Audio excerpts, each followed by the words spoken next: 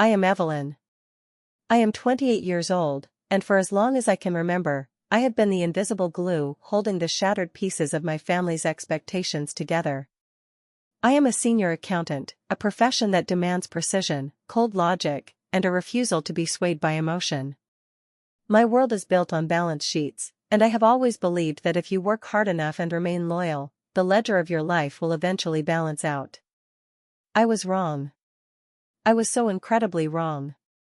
It was exactly 2:15 in the morning on a rainy Tuesday in Portland.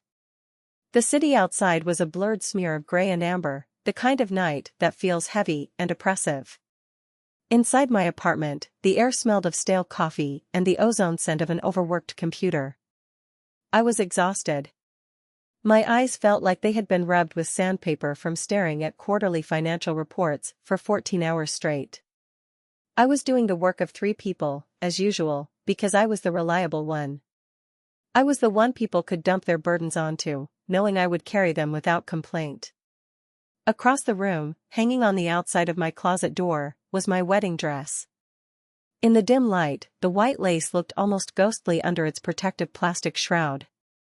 We were 6 months away from the wedding.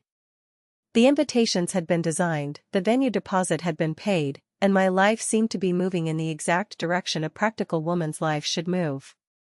Carter, my fiancé of 4 years, was supposed to be in that bed, sleeping behind me. But he wasn't there. He had sent me a text message around 8 o'clock that evening, saying he was staying over at his own bachelor apartment. He claimed he had an early morning strategy meeting with some high-level executives and needed the extra sleep. Carter was ambitious. It was one of the things I admired about him. He was a mid-level manager at a logistics firm, always talking about his 5-year plan, always hungry for the kind of status that my father's world represented. I had spent the last 4 years being his silent partner, proofreading his emails, helping him rehearse presentations, and managing our shared finances so he could focus on his climb. I viewed our relationship as a long-term investment. I thought we were building equity together.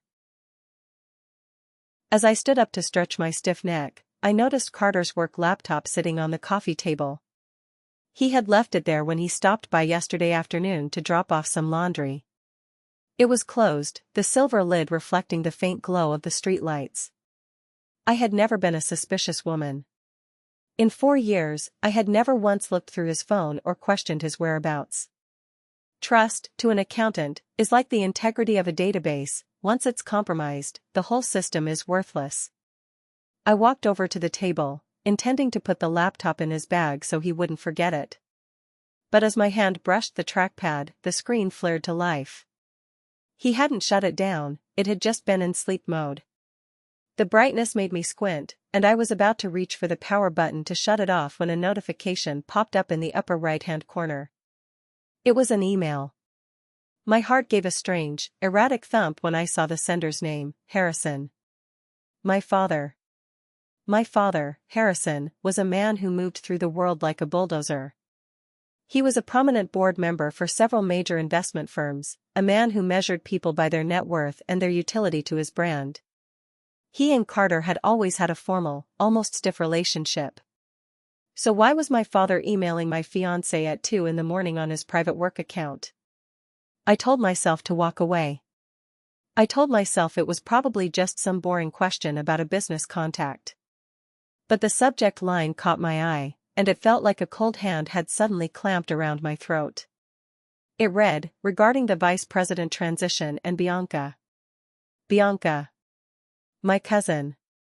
The woman my father had always held up as the gold standard of what a daughter should be. Bianca was beautiful, bubbly, and possessed the kind of effortless social grace that I, with my spreadsheets and serious face, could never replicate. She was the heiress to my uncle's massive real estate empire, a woman who lived her life in the flashes of paparazzi cameras and the front rows of fashion shows. My fingers moved of their own accord. I clicked the notification. The email thread opened, and in that instant, the floor seemed to vanish from beneath my feet. My world didn't just crack, it underwent a total, catastrophic liquidation. The words on the screen were clinical, cold, and devastatingly precise. It was an email thread that spanned the last 2 weeks, a paper trail of a betrayal so calculated that I could barely wrap my mind around it. I started at the bottom, my eyes racing across the lines as I felt the heat rise in my chest.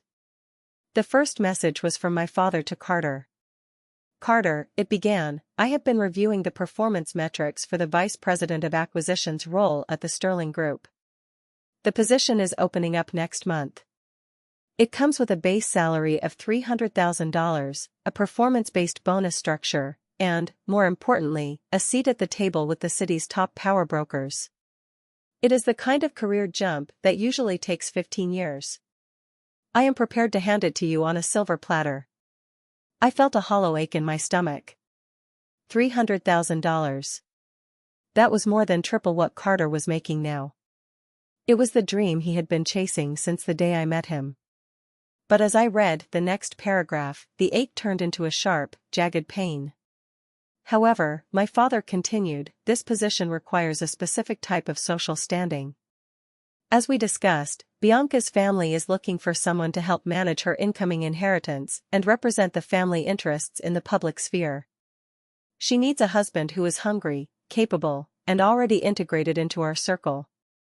You fit the profile perfectly. But you cannot be tied to Evelyn.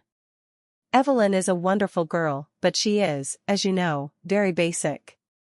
She is practical, yes, but she lacks the polish and the social pedigree that this role demands. She is meant for the back office, Carter. Bianca is meant for the ballroom. If you want this life, you need to make the change now. I have already spoken to Bianca, and she is open to the idea. She has always had a certain fondness for you. I stopped breathing. The air in the room felt like it had been replaced with lead. My own father was describing me as an outdated piece of software, something to be discarded in favor of a newer, shinier model. He was selling my fiancé to my cousin to secure a real estate fortune. He was treating my 4-year relationship as a bad asset that needed to be written off. I scrolled up, my hand shaking so hard I nearly dropped the laptop. I needed to see Carter's response. I needed to know that he had told my father to go to hell. I needed to know that our love was worth more than a title and a paycheck. Carter's reply was sent just 4 hours ago. Harrison, Carter wrote. I have spent the weekend thinking about everything you said. You are right. Evelyn and I have had a good run, but I have started to feel the ceiling of our life together. She is so focused on the small details that I fear she would hold me back from the larger vision you are offering. Bianca is incredible, and I believe we could be a true power couple in this city. I accept the terms. I will end things with Evelyn this Sunday. I'll make it a clean break, as you suggested. She's practical, she always moves on eventually. I appreciate the trust you are placing in me. I won't let the family down. I read the words, clean break over and over again. I read, she always moves on. They were talking about me as if I were a piece of furniture they were planning to move to the basement. There was no mention of the 4 years I had spent supporting him. No mention of the nights I stayed up late helping him study for his certifications. No mention of the fact that I loved him. It was a merger. A simple, heartless business transaction. My father provided the capital, the VP job and the social status, and Carter provided the labor by marrying Bianca. I was just the collateral damage, a minor expense to be accounted for in the final tally. I felt a coldness settle over me then, a chilling clarity that I had never experienced before. The woman who would have cried, who would have screamed and demanded answers, died in that moment. The accountant took over. I saw the situation for exactly what it was, a breach of contract. And if there is one thing I know how to handle, it is a bad contract. I looked at the wedding dress on the door. It wasn't a symbol of love anymore. It was just a sunken cost. I reached for my phone and took photos of every single email in that thread. I sent them to my private cloud drive, then to a secondary backup. I made sure the digital evidence was ironclad. Then, I closed the laptop, placed it back exactly where it had been, and walked into my bedroom. I didn't sleep, but I didn't cry either. I spent the rest of the night calculating my exit strategy. As the sun began to peek through the gray Portland clouds, casting a pale, unforgiving light across my living room, I sat perfectly still. I felt like I was observing my own life from a great distance, like I was auditing the books of a stranger. In the world of finance, there is a concept called the sunk cost fallacy. It describes the human tendency to continue an endeavor once an investment in money, effort, or time has been made, even if the current costs outweigh any potential future benefits. I had invested 4 prime years of my youth into Carter. I had invested emotional capital that I could never recover. My father had invested 28 years in me, though it was now clear he viewed that investment as a failure because it didn't yield the social prestige he craved. But the beauty of being an accountant is that I know when to cut my losses. I knew that trying to fight for Carter, trying to convince him to stay, would be like pouring money into a bankrupt corporation. He had already liquidated his feelings for a title and a corner office. I thought about Bianca, my cousin. We had grown up together, played with dolls in the back of our father's town cars, and shared secrets at family reunions. She had always been the one who got the loudest cheers at her dance recitals while I sat in the corner with a book. I had always accepted that. I thought we were friends. But in that email thread, she wasn't a friend, she was a predator, a co-conspirator in the theft of my future. She wanted Carter because he was useful, and she wanted him because he belonged to me. And then there was Harrison. My father. The man who was supposed to be my protector. He had spent my entire life gaslighting me, telling me that my practicality was my greatest asset, only to use that very quality as a reason to discard me. He knew I wouldn't make a scene. He knew I wouldn't throw a tantrum or ruin the family's reputation. He was banking on my ability to be sensible so he could commit this atrocity without consequence. She always moves on eventually, Carter had written. That sentence echoed in my mind like a funeral knell. It was the most insulting thing anyone had ever said about me. It implied that my heart was as durable and unfeeling as a piece of industrial equipment. They thought they knew me so well. They thought they had mapped out every square inch of my personality. But there was one thing they forgot. When a company goes through a hostile takeover, the outgoing management often has a few surprises left in the books. I spent that morning making a list. Not a list of grievances, but a list of assets. I had a significant amount of money saved in my own private accounts, money Carter didn't know about because I was the one who managed our budget, and I was always careful to keep a rainy day fund. I had my impeccable professional reputation. And I had the one thing neither my father nor Carter possessed, the truth. I could have walked into my father's office that morning and thrown the photos in his face. I could have called Bianca and told her exactly what a coward she was marrying. I could have made a scene that would have been the talk of the city's elite for years. But that would have been an emotional reaction, and emotional reactions are rarely profitable. No. If they wanted me to be practical, I would be the most practical woman they had ever encountered. I would give them the clean break they wanted, but I would do it in a way that ensured I was the one holding all the equity. I went to my closet and took down the wedding dress. I walked it over to the trash incinerator in the basement of my building and watched as the white lace disappeared into the flames. There was no ceremony to it. It was just a disposal of obsolete inventory. When I returned to my apartment, I called my boss. I told her I needed to discuss a career move. And then, I called a real estate agent.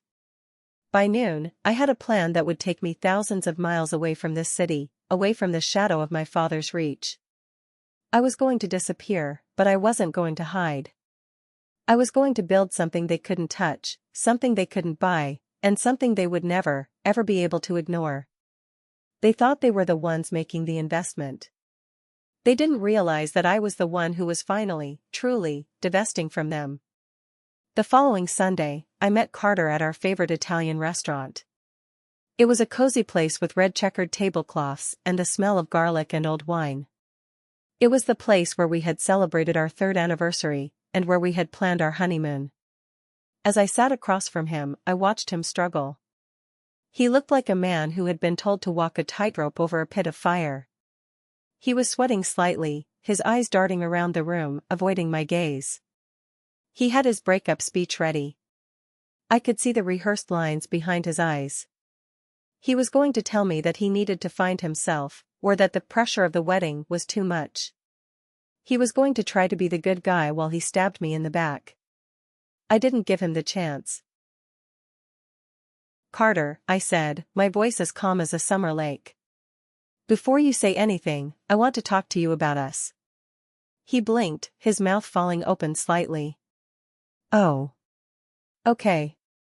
Evelyn, I was actually going to, I've been thinking a lot about our future," I interrupted, leaning forward. I kept my expression neutral, almost empathetic. "And honestly, I've been feeling some hesitation." I think we've both been feeling it.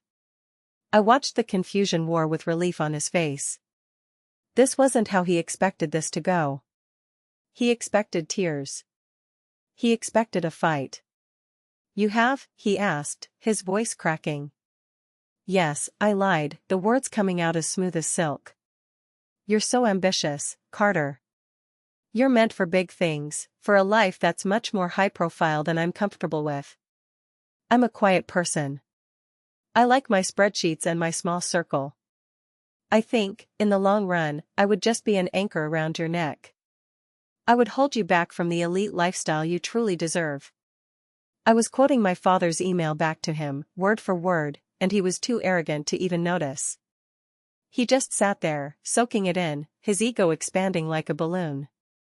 I didn't want to say anything, Evelyn, but I've been feeling that too, he said, his voice gaining strength. He actually had the nerve to look relieved. "I care about you so much, but maybe you're right. We are just moving in different directions." "Exactly," I said, reaching into my purse. I pulled out the engagement ring, the small, practical diamond he had given me because he said he wanted something classic. I placed it on the table between us. "You should keep this. Sell it, or give it to someone who fits that world better. I want you to have a clean break, Carter. No hard feelings. No drama. Just two people moving on to better things." He looked at the ring, then at me. For a fleeting second, I saw a flicker of something in his eyes, maybe guilt, or maybe a realization that I was making this too easy. But the greed won out. He reached out and pocketed the ring. "You're being so understanding about this, Evelyn," he said, and I could hear the genuine gratitude in his voice. He was grateful that I was letting him be the villain without making him feel like one. "You really are the most practical person I've ever known." "I know," I said, standing up. "Good luck with your new role, Carter. I'm sure you'll make my father very proud." I walked out of that restaurant with my head held high. I didn't look back to see him order another drink to celebrate his freedom. I didn't need to. I had just stolen his script, neutralized his power, and walked away with my dignity intact. He thought he had outmaneuvered me. He didn't realize that I had just given him exactly what he wanted, and in doing so, I had ensured he would never have a reason to look for me again. I walked home through the damp Portland streets, the adrenaline beginning to fade, replaced by a cold, hollow ache. The performance was over. I had played the role of the practical ex-fiancé to perfection, but as I closed the door to my apartment, the weight of the betrayal finally crashed down on me. I didn't go to my bedroom. I sat on the floor of the hallway, surrounded by the cardboard boxes I had already begun to pack, and I finally let myself break. I didn't just cry. I wailed. I cried for the 4 years of my life that felt like a vanished investment. I cried for the father who had looked at me and seen a commodity to be traded. I cried for the cousin who had smiled at me while planning to take my place. It was the kind of crying that leaves you physically exhausted, your chest aching as if it had been crushed in a vice. But even in the depths of that grief, the accountant in me was still working. As I wiped my eyes, I started making mental notes. There were logistics to handle.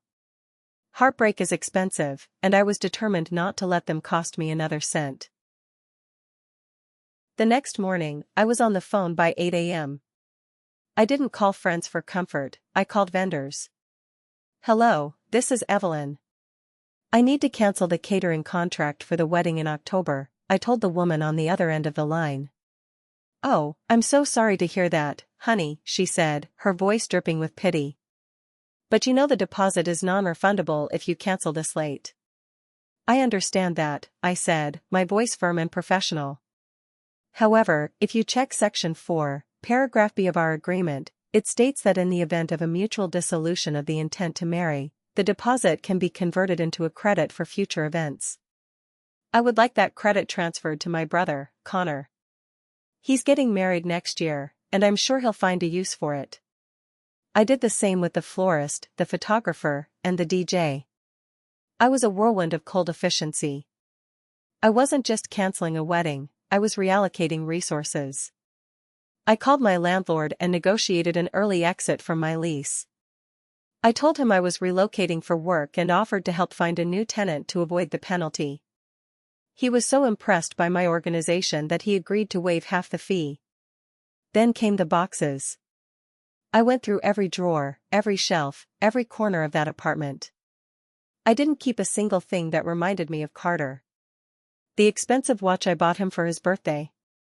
Into the cell box. The framed photos of us at the beach? Into the trash box. I was purging my life of bad assets. By Wednesday, my apartment was a shell. I had sold my furniture on a local marketplace, getting top dollar because everything was meticulously maintained. I had packed my entire life into 6 large suitcases. I stood in the center of the empty living room, the echoes of my footsteps reminding me that I was truly alone. But I also felt a strange sense of freedom. For the first time in 28 years, I wasn't living to fulfill someone else's expectations. I wasn't a daughter, a fiancé, or a reliable employee. I was just a woman with 6 suitcases and a plan. I looked at the photos of the emails on my phone one last time before moving them into an encrypted folder. My father and Carter thought they had seen the last of me. They thought I was going to fade into the background, a minor footnote in their grand story. They didn't realize that I was just clearing the books for a much larger, much more ambitious project. I wasn't just moving away, I was rebranding. And the new Evelyn was going to be a force they could never have anticipated. 3 days before my flight, I received a phone call from my father. I stared at the screen, watching his name blink, Harrison. In the past, that name had always elicited a sense of duty, a need to answer and be the good daughter. Now, it just felt like a nuisance, a spam call from a company I no longer did business with. I answered on the 4th ring. Evelyn, he said, his voice booming with that artificial joviality he used when he wanted something. I heard from Carter that you two had a talk. He said you were very mature about the whole thing. I was practical, Dad, I said, my voice flat. As you always taught me to be. There was a brief pause on the other end. I could almost hear him processing the tone of my voice. Well, yes. That's my girl. I'm glad to hear you're handling it. I know it's a change, but I think you'll find it's for the best. In fact, I'd like to have you over for dinner this Sunday. Your mother misses you, and Bianca will be there. We can all talk about what's next for you. He wanted me to sit at a table with the woman who was stealing my life, so he could play the benevolent patriarch and offer me some consolation prize, a boring job at one of his firms, or perhaps a small check to keep me quiet. He wanted to finalize the merger and ensure there were no lingering liabilities. I can't make it, Dad, I said. I won't be in Portland on Sunday. Oh? Going on a little trip to clear your head? That's sensible. Where to? The coast? Singapore, I said. The silence on the other end was absolute. I let it hang there for a long 5 seconds. Singapore, he finally managed to say, his voice rising in pitch. What on earth are you going to do in Singapore? I accepted a position as the controller for a fintech startup, I said. They offered me a significant equity package and a chance to build their entire financial infrastructure from the ground up. I'm leaving in 48 hours. Now, wait a minute, Evelyn, Harrison said, his voice dropping into that commanding tone he used to intimidate his subordinates. That sounds incredibly impulsive. You don't know anyone in Singapore. You have a good life here. I could have found you a much better position right here in the city. You're being emotional. No, Dad, I said, and for the first time in my life, I felt a surge of genuine power. I'm being an investor. I've spent 28 years investing in this family and this city, and the return on that investment has been zero. In fact, it's been negative. I'm liquidating my assets here and moving my capital to a high-growth market. It's the most logical thing I've ever done. Evelyn, don't talk to me in that corporate jargon, he snapped. I am your father. I know what's best for you. You knew what was best for the vice president of acquisitions position, Dad, I said, my voice dropping to a whisper. And you knew what was best for Bianca's inheritance. But you don't have a clue what's best for me. You never did. Before he could respond, before he could bark another order or offer another empty apology, I hung up. I sat on my suitcase and looked out at the rain. I felt a strange, cold peace. I had just delivered my own severance package. I had cut the final tie. I wasn't just leaving a city, I was leaving a version of myself that was no longer functional. The next day, I was at the airport. As I stood in the security line, I looked at the people around me, families, couples, business travelers. Everyone was going somewhere, chasing something. I wasn't chasing anything. I was just moving forward. As the plane lifted off the runway, I watched the lights of Portland disappear beneath the clouds. I didn't feel sad.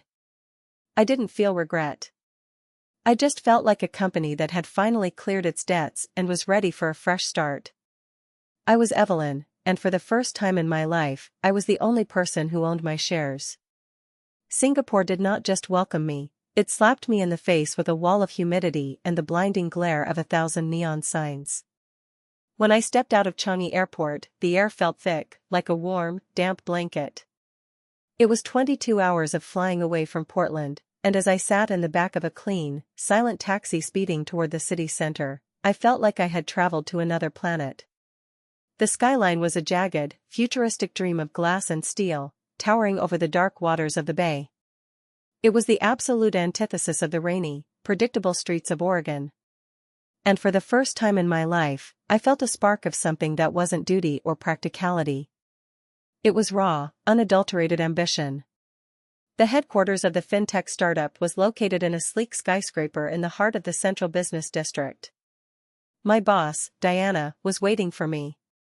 She was a woman who didn't just walk into a room, she colonized it. She was in her late 50s, with sharp, silver-streaked hair and a gaze that could peel paint off a wall. She didn't offer me a hug or a warm welcome. She handed me a badge and a thick file of audited financial statements that looked like they had been through a paper shredder. Evelyn, she said, her voice like sandpaper on velvet. Our previous controller was a coward. He let the engineers burn through our seed capital like it was monopoly money. We are 6 months away from our next funding round, and the books are a disaster. Fix them. If you can't, I'll find someone who can. Welcome to Singapore. I didn't blink. I didn't complain about the jet lag or the fact that I didn't have an apartment yet. I sat down at a desk that overlooked the bustling harbor and started working. I spent the next year in a state of perpetual motion. I worked 100 hours a week. I became a ghost in my own life. I lived on black coffee, spicy street food from the hawker centers, and the sheer adrenaline of problem solving. I found that when you stop pouring your energy into a man who doesn't value you, and a father who sees you as a commodity, you have an incredible amount of surplus capital to invest in yourself. I rewired the company's entire financial infrastructure. I implemented ruthless cost-cutting measures that made the developers groan, but made the investors salivate. I wasn't the basic girl anymore. I was the ice queen of the finance department, the woman who could find a missing penny in a $10 million budget. There were nights, usually around 3 in the morning, when the silence of the office would start to echo. I would look at the dark reflection of my face in the window and wonder if my father was right. Was I just a machine? Was I too practical for love? I would think about Carter and Bianca, probably attending some high society gala in Portland, laughing over expensive champagne. I would think about the vice president job my father bought for him. And then, I would open another spreadsheet and bury the pain under a mountain of data. I learned that work is a marvelous anesthetic. If you move fast enough, the ghosts of your past can't catch up to you. Diana noticed the change in me. One evening, after we had finally closed a particularly difficult bridge loan, she walked into my office and sat on the edge of my desk. She didn't look like a boss then, she looked like a mentor. "Evelyn, you're the best controller I've ever hired," she said. "But you're still hiding. You're using these numbers like a shield. You're waiting for someone to give you permission to be powerful. Stop waiting. You've earned your seat at the table. Now, go buy a dress that costs as much as a small car, and let's get ready for the IPO. We're going to take this company public, and I want you by my side as my chief financial officer." That was the moment I realized that my father had made the worst trade of his life. He had traded a diamond for a piece of cheap glass. And I was finally ready to show him exactly what that diamond was worth. The road to our initial public offering was a grueling, 18-month marathon that tested every ounce of my resolve. As the newly minted CFO, I was no longer just the person balancing the books, I was the face of the company's financial future. I spent my days in back-to-back meetings with institutional investors, pension fund managers, and venture capitalists from London to New York. I learned how to speak the language of power, how to answer a hostile question with a smile that was actually a warning, and how to command a boardroom full of men who were used to being the smartest people in the room. I underwent a metamorphosis. I discarded my sensible cardigans and flat shoes for a wardrobe of tailored power suits and heels that felt like weapons. I cut my hair into a sharp, sophisticated bob. I learned how to use silence as a negotiation tactic. In the world of high finance, your image is part of your valuation, and I made sure my valuation was skyrocketing. The day of the IPO was a blur of high-stakes energy. We stood on the balcony of the Singapore Exchange, the air electric with anticipation. Diana looked at me and squeezed my hand. "Do it, Evelyn," she whispered. "Ring the bell. You're the one who built this house." I reached out and swung the heavy brass bell. The sound echoed through the trading floor, a loud, defiant chime that signaled our arrival on the world stage. Our stock opened at $28 a share. By noon, it was at 40. By the time the closing bell rang, our market capitalization was over $1 billion. On paper, I was now a multimillionaire many times over. I had wealth that my father, even with all his connections and boards of directors, couldn't touch. I bought myself a penthouse apartment in a building that looked like it belonged in a science fiction movie. It had floor-to-ceiling windows that gave me a 360-degree view of the city and the ocean. I furnished it with minimalist art and furniture that was beautiful and, yes, incredibly expensive. I was no longer the girl who was too basic. I was the girl who was too successful for people like Carter to even understand. But success at that level comes with a specific kind of isolation. I had built a fortress around my heart. I was terrified of letting anyone in, terrified that they would see the vulnerable girl who still wondered why her father didn't love her enough to keep her. I spent my weekends traveling, not to see family, but to lose myself in places where nobody knew my name. I climbed mountains in Vietnam, explored ancient temples in Cambodia, and sat in quiet cafes in Tokyo. I learned how to be alone without being lonely. I convinced myself that I didn't need anyone.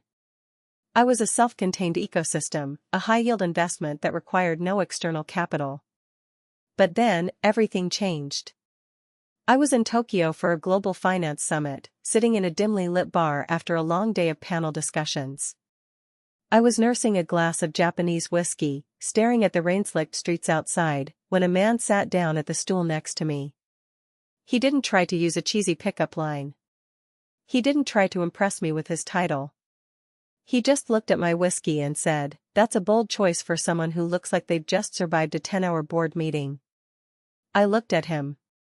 He was handsome in a rugged, intelligent way, with eyes that seemed to see right through the expensive suit and the professional mask. His name was Gabriel. He was the CEO of a venture capital firm, and for the first time in 3 years, I met a man who wasn't intimidated by my balance sheet. We stayed in that bar until the sun came up, talking about everything from market volatility to the best places to find street food in Hong Kong.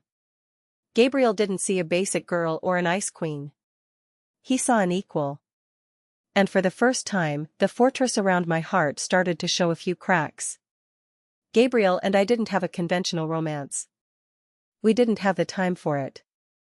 Our relationship was built in airport lounges, over late-night video calls across different time zones, and during whirlwind weekends in exotic cities. It was a high-octane, high-stakes partnership. He was as ambitious and driven as I was, but unlike Carter, he didn't view my success as a threat to his ego. He viewed it as an asset. "Evelyn," he told me once as we walked along the Bund in Shanghai, the city lights reflecting in the river. "Most men want a woman who is a moon, someone who reflects their light. I don't want a moon. I want a sun. I want someone who burns as bright as I do, someone who challenges me to be better every single day." It was the most romantic thing anyone had ever said to me. It was a statement of equal valuation. With Gabriel, I didn't have to hide my intelligence or downplay my achievements. I could be the CFO, the strategist, the woman who commanded a billion-dollar company, and he would still be the man who made me laugh until my stomach ached. He didn't try to manage me or invest in me. He just walked beside me. As our relationship deepened, I started to realize how small my old life had been. I looked back at my time in Portland, at the Sunday dinners and the constant need to please my father, and it felt like a dream from a past life. I was a different person now. I was a global citizen, a woman with a seat at the highest tables in the world. But I still hadn't dealt with the ghost of Harrison. I had blocked his number, ignored his occasional emails, and cut off almost all contact with that world. The only person I still talked to was my brother, Connor.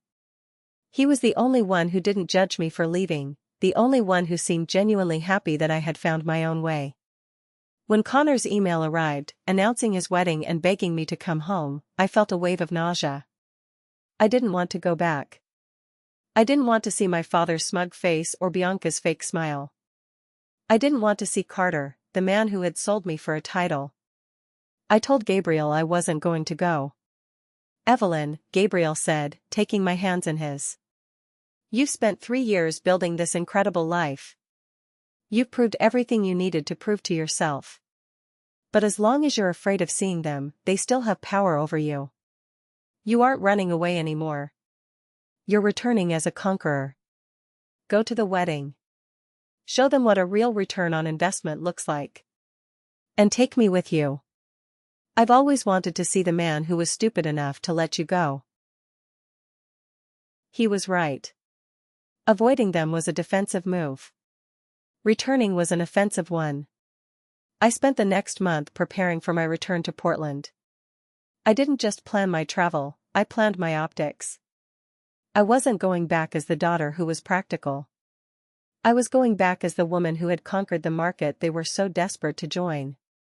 I was going to audit my past, and I was going to make sure the final balance was exactly where I wanted it to be. I was nervous, yes. But for the first time in my life, I felt completely, undeniably powerful. The flight from Singapore to Portland was a long, 19-hour journey that gave me entirely too much time to think. Gabriel sat next to me in the first-class cabin, his presence a steady, grounding force. He sensed my anxiety, even though I was doing my best to hide it behind a designer sleep mask and a glass of vintage champagne. "You're overthinking the numbers, Evelyn," he said softly, reaching over to squeeze my hand. "This isn't a board meeting. It's just a wedding." "In my family, a wedding is a board meeting," I replied, pulling off the mask. "It's a display of alliances, a showcase of status. My father isn't just hosting a party, he's auditing his children's lives." And I've been off the books for 3 years. We landed in Portland on a drizzly Thursday afternoon. The air felt thin and cold compared to the tropical heat of Singapore. As the town car drove us through the familiar streets, I felt a strange sense of cognitive dissonance. Everything looked exactly the same, the coffee shops, the gray river, the pine trees, but I was a completely different person. I felt like a traveler from a distant future visiting a museum of her own past. We checked into a luxury hotel downtown. I had avoided staying at my parents' house, citing work obligations and the need for a reliable internet connection.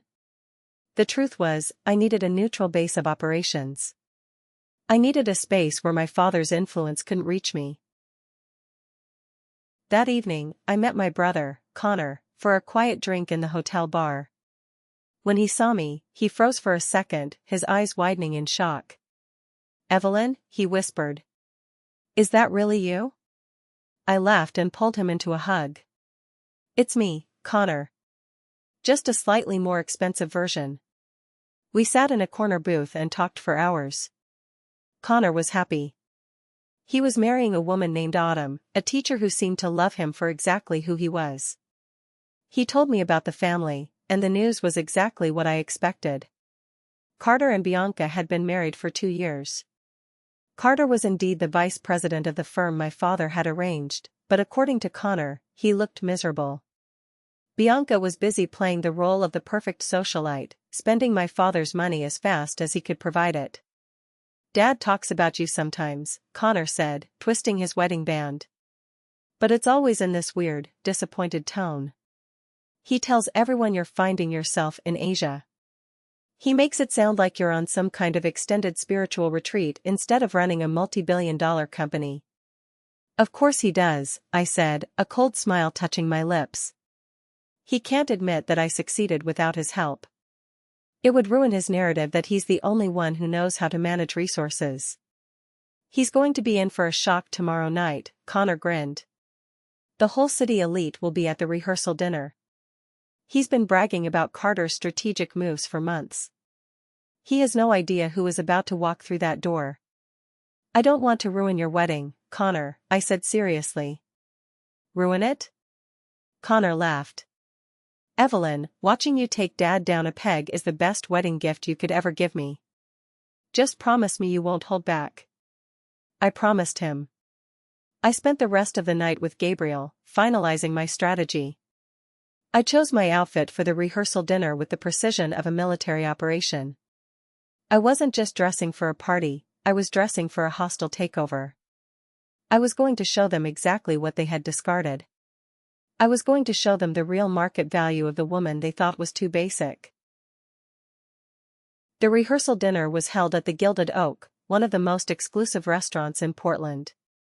It was a place where old money went to feel important, all dark wood, velvet curtains, and the faint scent of cigar smoke and expensive perfume. My father had rented out the entire mezzanine level. Gabriel and I arrived exactly 20 minutes late. It was a calculated move, the power arrival. I wanted everyone to be seated, the drinks to be poured, and the focus of the room to be settled before I disrupted the equilibrium. As the hostess led us up the grand staircase, I felt a surge of cold, focused energy. I was wearing a silk dress the color of midnight, tailored so perfectly it felt like a second skin.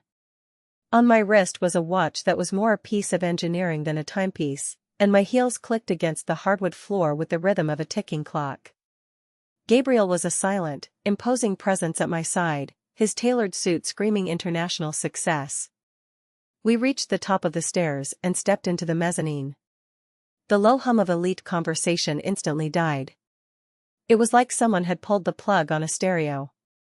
50 pairs of eyes turned toward us. I saw my mother first. She stood up, her hand flying to her throat, her wine glass wobbling. "Evelyn," she gasped. I ignored the whispers and the stares. I walked straight toward the head table where my father was sitting. Harrison looked exactly as I remembered him, but smaller. He was wearing his favorite pinstripe suit, his silver hair perfectly coiffed, but as he looked at me, I saw the confusion and the flicker of fear in his eyes. He didn't recognize this woman. He didn't recognize the power radiating off me. "Hello, Mother." "Hello, Dad," I said, my voice echoing in the silent room. It was calm, professional, and entirely devoid of the good daughter submissiveness I had carried for 28 years. "Evelyn," my father said, his voice a bit gravelly. He stood up slowly, trying to regain his composure. You're late." "I'm on Singapore time, Dad," I replied with a thin smile. "It's a high-growth market. We don't wait for anyone. This is Gabriel, my partner." Gabriel stepped forward and offered a firm, curt handshake. "Harrison.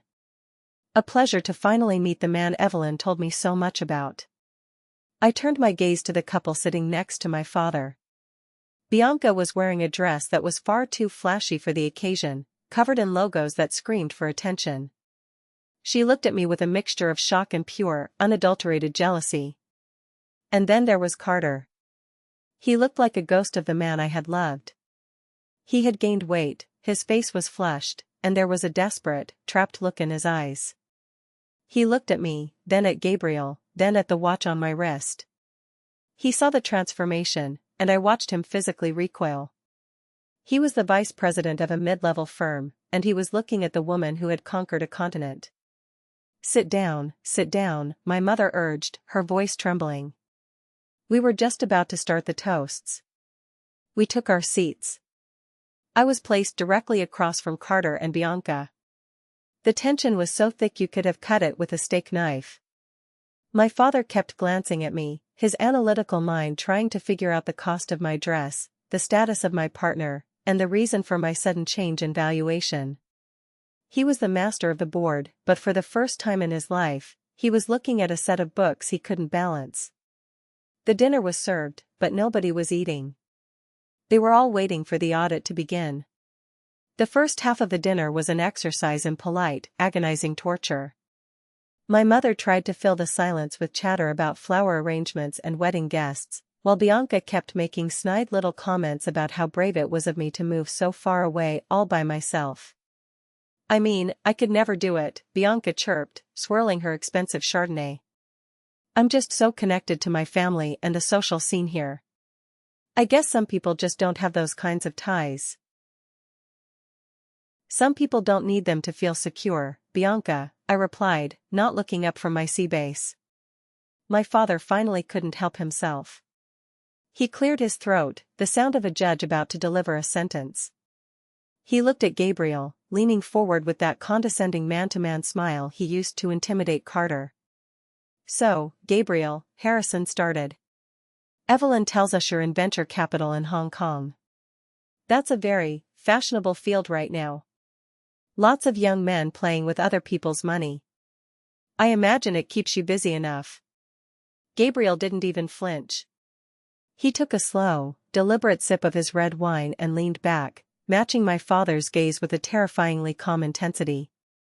"It's more than fashionable, Harrison," Gabriel said, his voice smooth as silk. "It's the engine of the global economy. We just closed a $400 million fund for sustainable tech in Southeast Asia. It keeps me busy, yes, but it's very rewarding. Especially when you find a truly undervalued asset." He glanced at me when he said undervalued asset, and I saw Carter's grip tighten on his fork until his knuckles turned white. "400 million, my father repeated, his eyes narrowing. He was impressed, despite himself. "Well, that's a respectable figure. And Evelyn? I assume you're still doing the bookkeeping for that startup of yours? It's important for a woman to have a little hobby to keep her mind sharp." The table went dead silent. Connor, sitting a few seats down, let out a soft, sharp breath. This was it. The moment the audit turned into a hostile takeover. "It's not a hobby, Dad," I said, my voice dropping to a level that commanded the attention of the entire mezzanine. "And I'm not doing the bookkeeping. I am the chief financial officer." "CFO?" Bianca laughed, a shrill, nervous sound. "Evelyn, honey, it's a startup. Anyone can call themselves a CFO of a company with 5 employees. We have 400 employees, Bianca," I said, turning my gaze to her. And as of 6 months ago, we are no longer a startup. We are a publicly traded corporation with a market capitalization of $1.2 billion. I personally led the IPO. I am responsible for the financial health of an international entity that makes your family's real estate holdings look like a lemonade stand. I watched my father's face. It was the most satisfying moment of my life. He didn't just look shocked, he looked physically struck. His brain was frantically trying to process the numbers, to reconcile the basic daughter he had discarded with the powerhouse sitting across from him. 1.2 billion? Harrison whispered. Actually, the stock rose 3% today, Gabriel added helpfully. So it's closer to 1.3 billion now. Evelyn's personal equity stake alone is worth more than this entire restaurant and every building on this block combined. Carter looked like he was going to throw up. He looked at Bianca, with her designer logos and her trust fund, and then he looked at me. He realized that if he had stayed with me, if he had been loyal, he would be sitting where Gabriel was. He would be the partner of a titan. Instead, he was the bought-and-paid-for husband of a woman who was already boring him to death. He had traded the jackpot for a handful of small change. "Why didn't you tell us?" my mother asked, her eyes welling with tears. "Evelyn, we're your family." "Because you didn't ask," I said, looking my father in the eye. "You didn't want to know about my success because it didn't fit the narrative you created for me. You wanted me to be the practical one who survived in the background while you invested your attention in the elite people. Well, Dad, the market has spoken. And it turns out, I'm the highest performing asset you ever had. Too bad you decided to divest 4 years ago." I stood up, the silk of my dress rustling in the silence. "The dinner was lovely, Mother. But Gabriel and I have some international calls to take. We'll see you at the wedding tomorrow." I walked out of that restaurant without looking back. I felt 10 feet tall. I had just audited my past, and for the first time in 28 years, the balance was entirely in my favor. The wedding ceremony was a blur of expensive flowers and hollow tradition. I sat in the front row, watching Connor and Autumn exchange vows, feeling a genuine happiness for my brother that I didn't think I was capable of anymore. He was the only one who had escaped the toxic cycle of our father's valuations. He was marrying for love, for a partnership that didn't require a ledger. At the reception, the air was thick with whispers. Word of my $1.3 billion status had spread through the Portland elite like a wildfire. People who had ignored me for years were suddenly flocking to my side, offering business cards and fake smiles. I handled them all with the same cold, professional politeness I used for hostile investors. Later in the evening, I stepped out onto the ballroom balcony to escape the noise. The cool Oregon air felt good against my skin. I was leaning against the stone railing, watching the city lights, when I heard the heavy, rhythmic footsteps of my father. "Evelyn," he said. He sounded tired. I didn't turn around. "Hello, Harrison." He walked up beside me, staring out at the city he had spent his life trying to own. "That was quite a performance last night. You've become formidable. I suppose I should congratulate you. You've achieved more than I ever thought possible." "You mean more than you thought I was capable of," I corrected him. He sighed, a long, weary sound. "I deserve that. Evelyn, I know you're angry. And I know you think I'm a monster for what I did with Carter. But I want you to understand my perspective. I was trying to secure the family's future. Bianca was vulnerable. Carter was ambitious but lacked the resources. I thought I was making a strategic move that benefited everyone. Everyone except me," I said, finally turning to face him. "You didn't see me as a person, Dad. You saw me as a redundant asset. You thought you could just write me off and I wouldn't notice. You told him I was too basic for the life you wanted. You didn't just betray my trust, you tried to destroy my sense of worth." "I was wrong," he whispered, and for the first time in my life, I saw a flicker of genuine regret in his eyes. "I misread the market. I underestimated your drive. I see that now. And I'm sorry." I want to make it up to you. I have a seat opening up on the board of my primary firm. It's a position of immense influence. I want you to take it. We can work together, as equals. We can build an even bigger empire. I stared at him. He was still doing it. Even when he was apologizing, he was trying to buy me. He was offering me a board seat as a way to settle the debt. He thought that power and status were the only things that mattered, that they could erase years of emotional neglect and betrayal. You're offering me a board seat? I laughed, the sound sharp and cold. Dad, do you have any idea how many board seats I've been offered in the last year?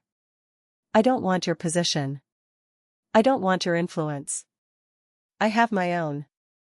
And I built it without a single dollar of your capital. Evelyn, don't be stubborn. This is a chance to fix our relationship. No, I said, stepping closer to him. This is a chance for you to gain access to my success.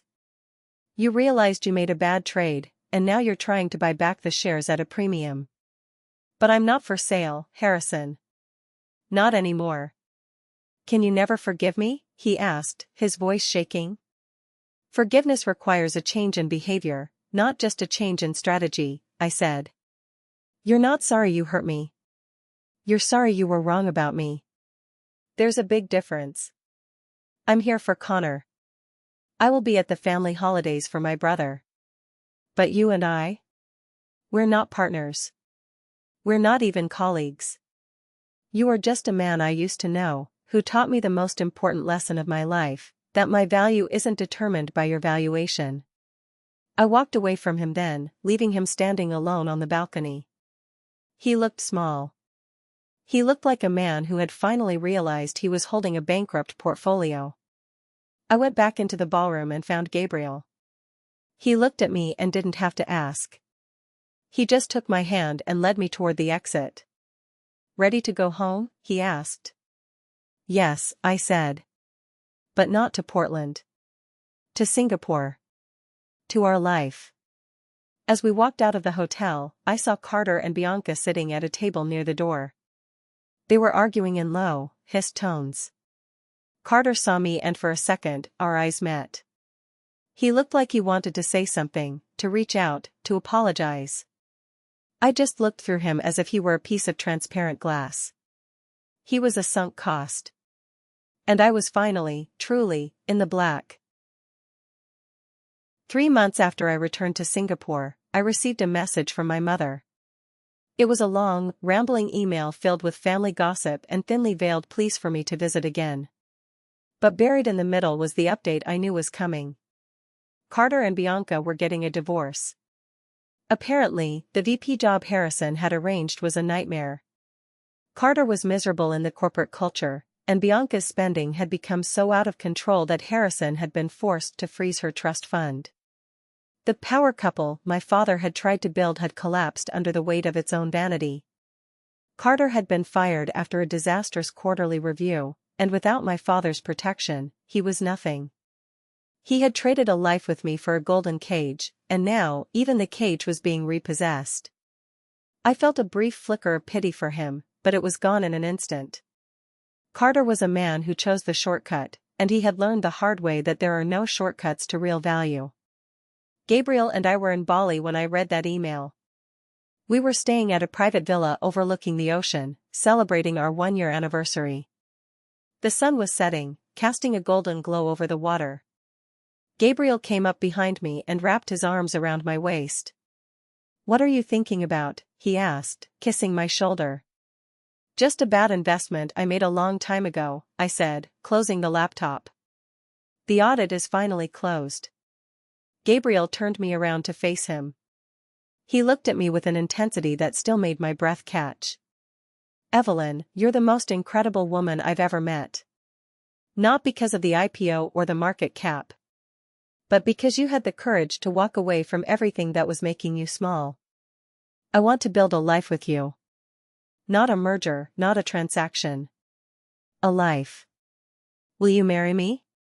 He pulled a ring from his pocket. It wasn't a practical diamond. It was a rare, vivid blue sapphire, surrounded by a constellation of smaller stones. It was beautiful, unique, and absolutely priceless. Yes, I whispered, tears blurring my vision. Yes, Gabriel. As he slipped the ring onto my finger, I realized that this was the real return on investment. Not the money, not the title, not the penthouse apartment. It was the ability to be loved for exactly who I was, without any conditions or calculations. I looked at the ring, then at the man I loved, and then at the vast, open ocean. My father thought he was destroying my life when he paid my fiancé to leave. He thought he was writing off a useless asset. But in his arrogance, he gave me the greatest gift of all, he gave me my freedom. He forced me to discover my own power, to build my own empire, and to find a man who was strong enough to walk beside me. My life now is nothing like the one I had planned in Portland. It's bigger, brighter, and more challenging than I ever dreamed possible. I am the CFO of a global corporation, the wife of a man who is my equal, and a woman who knows her own worth down to the very last penny. Sometimes, people ask me if I hate my father. The truth is, I don't have enough room in my life for hate. Hate is an expense I'm not willing to pay. I've moved on. I've grown. And I've built a life so beautiful that the betrayal that started it all has become nothing more than a footnote in a very long, very successful story. My father made his choice. I made mine. And as I look at my life now, I know I'm the only one who came out on top. Looking back, I don't feel anger anymore. I just look at my father, and at Carter, and realize they made a business transaction that ultimately set me free. But part of me still wonders if drawing such a hard line with my family was too cold. I chose to completely cut my father out of my future milestones, my wedding, my eventual children, because I refused to let his toxic valuations back into my life. Some of my relatives whisper that I've become too arrogant since I got rich, and that holding a grudge against an old man is cruel. Am I wrong for refusing to forgive my father and leaving them in their own miserable reality? Thank you for watching. If you haven't subscribed yet, please hit that subscribe button and turn on notifications so you never miss a story. Let me know what you think I should do in the comments below.